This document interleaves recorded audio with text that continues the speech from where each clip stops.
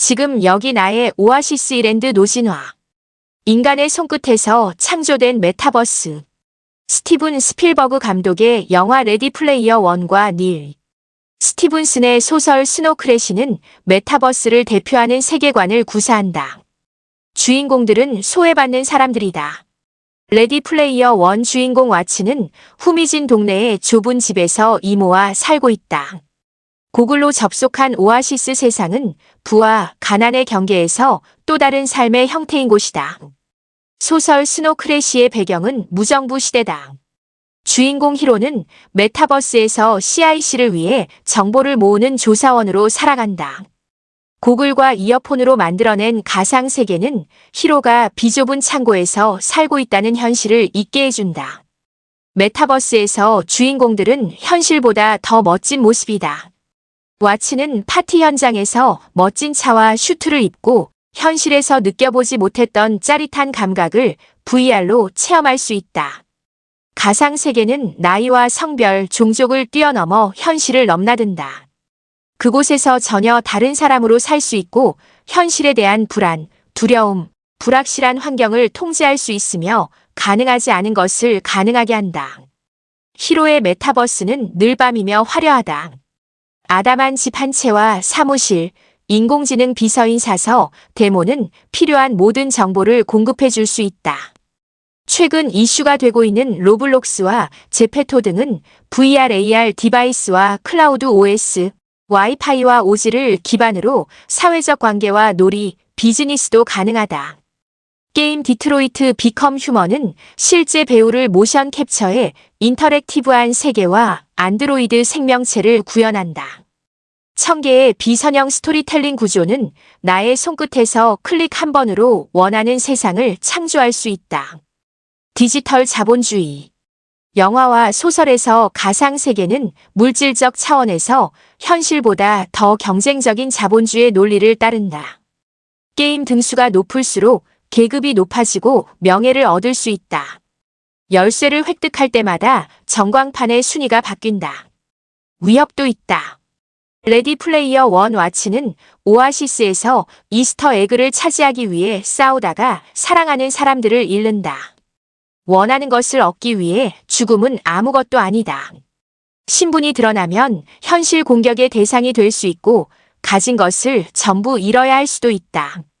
스노크래시는 디지털화된 중독체가 바이러스 메타바이러스에 감염된 사람들의 혈청을 화학적으로 처리한 것, 바이러스 혹은 마약, 종교가 실제 인간의 뇌 세포벽을 뚫고 DNA가 저장된 세포에까지 침투할 수도 있다. 자본주의로 해방되고 싶은 유토피아니즘적 충동은 기술 복제 시대. 현실보다 더 거미줄처럼 짜여있는 그로테스크함을 보여준다. 플랫폼은 거대 자본 논리로 유저들의 시간과 공간을 뭔가로 꾸준히 채워가며 시간 점유율을 획득한다. 영화 레디 플레이어 원 출처 넷플릭스 유토피아 담론. 유토피아 담론의 시작은 다가올 미래를 바로잡아 보려는 시도였다. 토머스 모어는 유토피아에서 잉글랜드 농민들의 처참한 생활은 영국 왕조의 사회적 책임이 크다고 생각했다. 그가 제시한 유토피아는 모든 것이 공공소유인 공산사회다. 모어는 터무니없다는 것을 알지만 그렇게 되길 바랐다. 플라톤의 그림자는 손에 닿지 못해 욕망만 일렁거리는 그 무엇, 그 너머를 알지 못하지만 현재보다는 나을 것이라는 신화적 상상력이다. 존 스튜어트 밀은 정부의 정책을 비난하며 반대로 디스토피아 개념을 제시했다. 한쪽에서는 유토피아를, 또 다른 한쪽에서는 디스토피아가 만들어진다. 올더스 헉슬리는 멋진 신세계에서 불행이 사라진 나라는 유토피아보다 디스토피아적이라고 말한 바 있다. 유토피아의 상징적 의미는 시대적 관습을 따라 약호 코드화되고 문화적 맥락에서 담론화된다. 대상은 부재하며 남은 것은 현존하는 기표뿐이다. 인간의 본질이 존재를 탐구하고 성장이 필요한 존재라면 새로운 세계가 만들어져도 어느새 규칙과 체계가 가득 찬 디스토피아가 되어버리고 또 다른 유토피아를 동경하게 될 것이다. 담론은 상상계의 영역에서 인간의 욕망과 중의성을 고스란히 담아내고 있다. 나의 오아시스. 코로나 팬데믹이 장기화되면서 번아웃 증세와 디지털 과부하 현상, 여전한 경쟁과 성공 신화 속에서 현재의 삶은 행복과 멀어 보인다. 화려한 유토피아 세계는 열린 세상의 도상적 이미지와 텍스트를 남발한다. 그러나 완벽한 세상이란 결국 불완전한 인간이 만들고 이상화시키는 것이다. 레디 플레이어 원의 와치는 영화 말미 오아시스를 물려받아 몇 가지 규칙을 정한다. 그중 한 가지는 매주 화목요일 오아시스가 아닌 현실의 시간을 살기로 한다. 그것은 오아시스 설립자 할리데이가 부탁한 것이다. 현실은 무섭고 고통스러운 곳인 동시에 따뜻한 밥을 먹을 수 있는 유일한 곳이야. 왜냐면 현실은 진짜니까. 스노크렛이 마지막 장면에도 히로의 동업자 YT는 임무를 마치고 엄마를 만나서 말한다. 집으로 가? 엄마는 응, 역시 집이 제일 좋은 것 같아라고 말하며 소설이 끝난다. 판타지의 속성은 현재라는 범주를 벗어나 인물, 사건, 배경 자체를 멀리 던져버려 아무도 책임을 지지 않는다. 그러나 실패와 죽음의 위협, 대단한 것을 완성하지 못해도 현실을 진지하게 살아가야 할 태도를 제시한다. 에른스트 블로우도 유토피아에 이르는 단서를 제공하고 있다. 유토피아란 그 구체적인 형태 속에서 모든 것의 존재에 이르려고 하는 실험 의지다. 우리가 바라는 오아시스는 막연한 미래가 아닌 눈으로 구체적으로 그려지는 가치를 위하하며 그곳에 닿으려는 의지로부터 그러한 세상에 조금씩 다가갈 수 있는 것이다. 물질적인 표상은 결코 결말이 아름답지가 않다. 카프카 내 삶은 누구의 것인가? 이 카프카 변신은 외판원 그레고리 잠자가 어느 날 아침 눈을 떠보니 벌레로 변신한 이야기다. 꿈일까? 악몽일까? 작가는 꿈이 아니라고 단언한다. 잠자는 그동안 가족을 부양하고 부모가 진 빚을 대신 갚기 위해 열심히 일해왔다. 그날도 출장 기차를 꼭 타야만 했다. 그러나 곤충이 되어버린 그의 모습은 끔찍하다. 더 이상 사회활동도 가족에게 경제적 가치도 제공할 수 없는 존재가 되었다. 벌레는 위협적인 동물이다. 지배인은 뒷걸음을 쳤고 아버지는 급기야 사과를 던져 몸에 큰 상처를 낸다. 엄마는 아들을 대면할 용기가 없다. 누이는 그를 내보내자고 한다. 이게 오빠라는 생각을 버리셔야 해요. 그는 사물화되었고 아무데도 쓸모없는 벌레다. 잠자는 닫힌 방 한켠 평화로운 숙고의 상태에서 숨을 거둔다. 가족은 잠자의 죽음에 애도와 슬픔을 느끼기는커녕 전차를 타고 교회로 나간다. 새로운 세계를 희망하며 새로운 꿈을 확증한다. 산업사회와 소외된 인간. 카프카 변신은 벌레라는 낯선 생소와 기법을 통해 자본주의 속에서 고립되어가는 개인의 실존을 해명한다. 또한 가족과 사회 속에서 미처 깨닫지 못하고 있는 타산적 본질을 적나라하게 보여주고 있다. 당시 19세기 유럽 사회는 르네상스와 종교개혁을 거쳐 종교적 속박과 봉건제의 절대 군주 사회로부터 해방되었다. 산업화와 기술의 발달은 물질의 풍요함을 가지고 왔다. 이면에는 인간성 상실과 소외가 나타나 사회 구조적 문제가 대두되었다. 헤겔은 타인으로부터의 소외, 세계로부터의 소외, 자신으로부터의 소외는 정체성과 소속감을 완전히 잃어버린 총화적 형태라고 말한다. 벌레가 되어버린 변신의 잠자는 인간 마이너스 비인간, 가족 마이너스 비가족, 정상 마이너스 비정상이라는 대립적 존재와 모순 사이 어느 곳에도 속하지 못했다. 작가 카프카도 그렇다. 체코의 주류 계층으로 진입하기 위해서 열심히 살았지만 유대인 마이너스 이방인이라는 이질적인 요소의 결합으로 어디에도 소속되지 못했다. 랠프 앨리슨의 장편 소설 보이지 않는 인간에서 흑인 주인공은 이렇게 말한다. 나는 보이지 않는 인간이다. 내가 보이지 않는 건 다름이 아니라 사람들이 한사코 나를 보지 않으려고 하기 때문이다. 인종 편견의 불가시성 때문일까? 소설에서 주인공은 이름조차 없다. 소설의 모티브 정체성. 인류 문명 이래 최대의 질문은 나는 누구인가? 라는 것이다.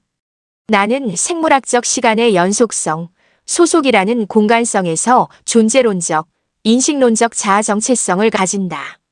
나는 이고이다. 잠자는 벌레가 되면서 자기를 인식하기 시작한다. 나의 양친 때문에 참고 있으나 그렇지 않았더라면 오래전에 벌써 그만두었을 것이다. 그가 가진 것이라고는 벽에 걸린 여인 사진이 전부였다. 사르트르는 의식이 자기 자신과 일치하여 나라는 존재성을 확보하는 것이 존재의 최종 목표라고 말한다. 그러나 한국 사회는 태어나자마자 우리라는 정체성을 부여받는다. 개인의 희생을 강요하고 감정을 억압한다. 시대가 바뀌고 있다. 우리의 시대에서 나의 가치를 중시하는 개인의 시대를 살고 있다. 개인주의는 다른 사람의 가치도 존중하며 책임질 줄도 안다. 타인에게 피해를 주는 이기주의와 다르다. 자기 정체성을 찾으려는 인간 본능은 최근 대중문화 부캐놀이에 반영되고 있다. 부캐는 내 안에 또 다른 정체성을 표현하는 신조어다.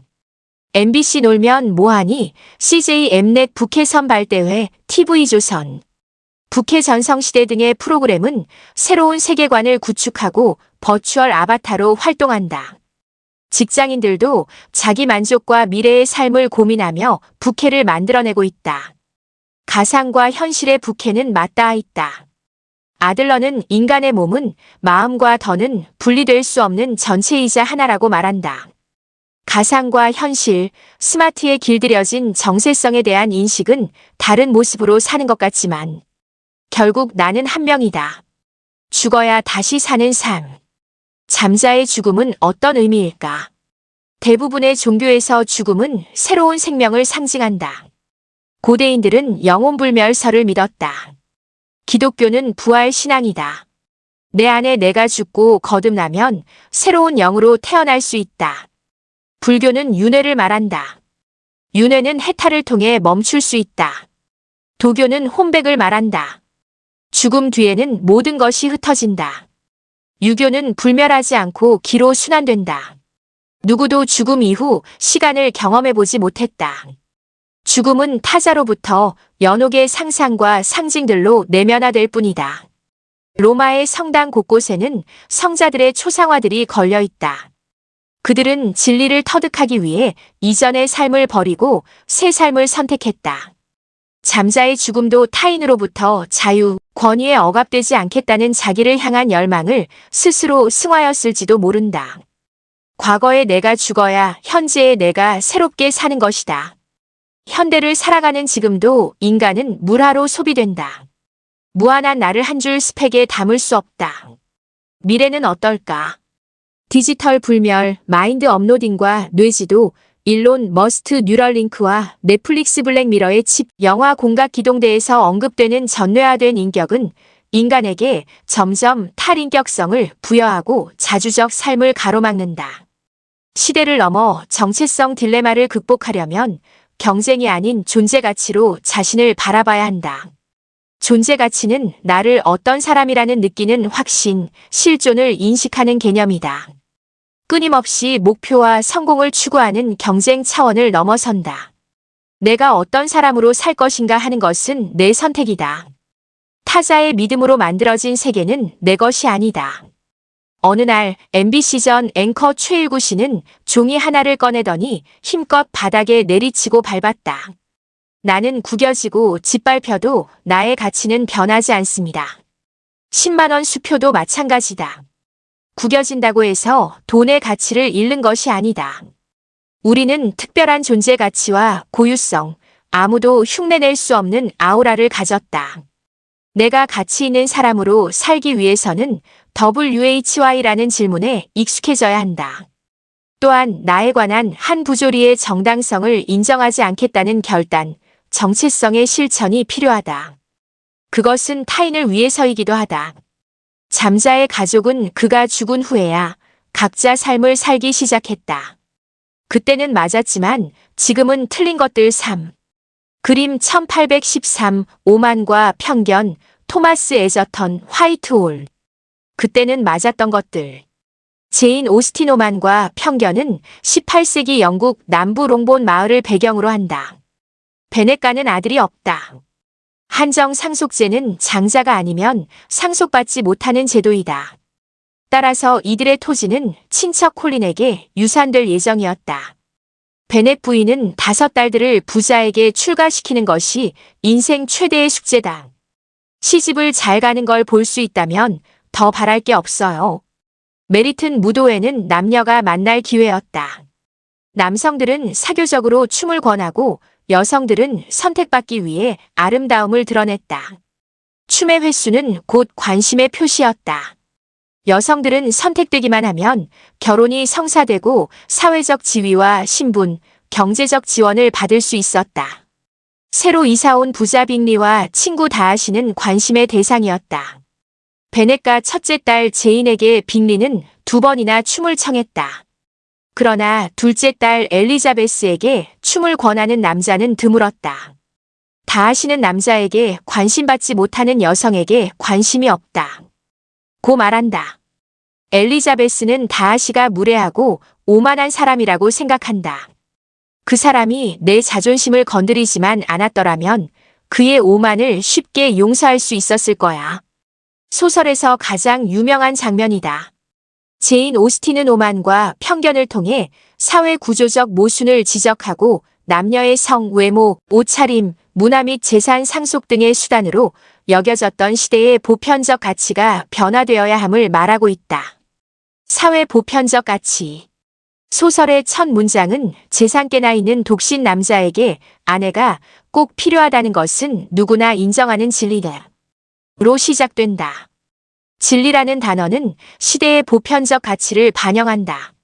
의는 한 사회가 옳다고 인정하는 준거점이 된다. 18-19세기 빅토리아 시대는 영국이 정치, 경제적으로 근대화를 완성해가던 과도기적 시기였다. 소설에서 남자는 지위, 강인함, 책임감, 적극적인 데다가 조목조목 따질 줄도 알아야 하고 친절하고 배려심도 깊어야 했다. 열렬히 사랑하다가도 떠나면 금세 잊어버릴 수도 있는 존재였다. 특히 다하시는 자신이 훌륭한 사람이며 현실적으로 불가능한 능력을 갖췄다고 생각했다. 교양 있는 여성은 여성으로서 아름다움, 음악, 노래, 춤 몇 가지 외국어까지 보통 사람들의 수준을 훨씬 뛰어넘어야 했다. 그 모든 걸 갖추고도 다방면의 독서를 통해 지성을 개발하고 실속 있는 내면을 갖춰야 한다고 생각했다. 그러나 베넷과 둘째 딸 엘리자베스는 저항했다. 저로서는 그런 교양 있는 여성을 본 적이 없다고 말한다. 엘리자베스의 행동은 오히려 사람들에게 관심을 끄는 교활한 행위라며 비난받는다. 그녀가 추구하는 가치는 평등한 동반자적 결혼과 외적 가치가 아닌 개인적 가치, 억압이 아닌 동등한 관계다. 200년이 지난 지금도 이 장면이 낯설지 않은 이유는 아직도 변하지 않는 가부장적 문화가 남아있기 때문이다. 시몬 드 보부아르는 제2의 성에서 여성은 여성으로 태어나는 것이 아니라 만들어지는 것이다라고 말한다. 남성도 마찬가지다. 만들어졌다. 고정관념과 시스템적 사고. 우리가 어떤 상황을 해석하는 것은 인지적 행위이자 판단이다. 타인에 대한 평가는 인간에게 본능적으로 터득된 생존의 기제다. 다하시는 엘리자베스를 사랑한다고 고백했다. 애를 써보았지만 소용이 없었습니다. 그러나 엘리자베스는 기뻐하기보다 뿌리 깊은 혐오감을 드러냈다. 다하시는 변론했다. 저에 대한 견해군요. 바로 저에 대한 평가고. 중략. 그런 일들이 쌓이면서 좋지 않은 인상이 단단한 혐오감으로 자리 잡았다고나 할까요? 엘리자베스의 혐오감은 다하시를 통해 본 사회의 보편적 가치에 대한 불공정성이었을 것이다. 어떠한 자극에 대해 무의식적이고 빠르게 반사적으로 반응하는 행동을 고정관념이라고 한다. 시대의 고정관념이 점차 자신의 집단을 타 집단과 구분하고 비슷한 사람과 어울리려는 외집단 동질성으로 나타나면 문제가 된다. 자기가 속한 집단에 더 긍정적이고 편견이라도 집단 다수가 포용하는 규범이라면 동조하고 방어기제를 쌓는다. 진실은 자기 편이다. 타인의 진실은 보이지 않는 것이다. 다니얼 커너먼은 생각에 관한 생각에서 인간의 행동을 뇌 시스템 1로 설명한다. 시스템 1은 어림짐작과 편향은 무의식적 고정관념을 만들어낸다. 따라서 보편적 진리는 옳다고 인식한다. 시스템 2는 의식적 기억이다. 의식은 특정 범주 안에서 해석하고 평가된다. 시스템 2의 게으른 뇌는 복잡한 생각을 할 때 자동 반응과 그것을 통제하려는 시도가 갈등으로 나타난다. 감정적 대화는 모든 정보가 무시된다. 때문에 인간은 합리적이지 않다. 신이 아닌 동물이기 때문이다. 지금은 맞지만 또 변해가야 할 것들. 대중문화는 여전히 가부장적 프레임을 광고, 미디어, 엔터테인먼트로 만들어내고 많은 전문가는 사회, 경제, 문화 현상을 공식으로 설명하지만 변수를 숨긴다. 강화된 메시지는 좀처럼 바뀌기 어렵다. 디지털 사회는 소셜미디어를 통해 또 다른 고정관념을 재매개화하고 있다. 미디어는 1980년 이전까지만 해도 소년들에게 성공을 강요하고 빨리 남자가 되어야 한다고 가르쳤다. 소녀들에게는 여자답고 얌전한 현모양처를 요구했다. 동화 속 왕자는 멋있고 공주는 예뻤다. 대중가요 가사에도 남자는 강인하고 자유롭지만 여자는 수동적인 존재로 묘사되었다. 그러나 1980년 이후 용감하지 않은 왕자와 예쁘지 않은 공주가 등장하기 시작했다.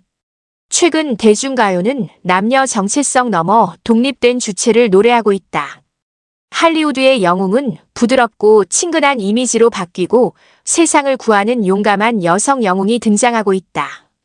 그러나 여전히 자본주의의 헤게모니 속에 양성평등의 양극화는 더욱 심화되고 있고 우리의 삶은 극단의 부정적 고정관념과 편견에서 벗어나야 할 것이 많아 보인다.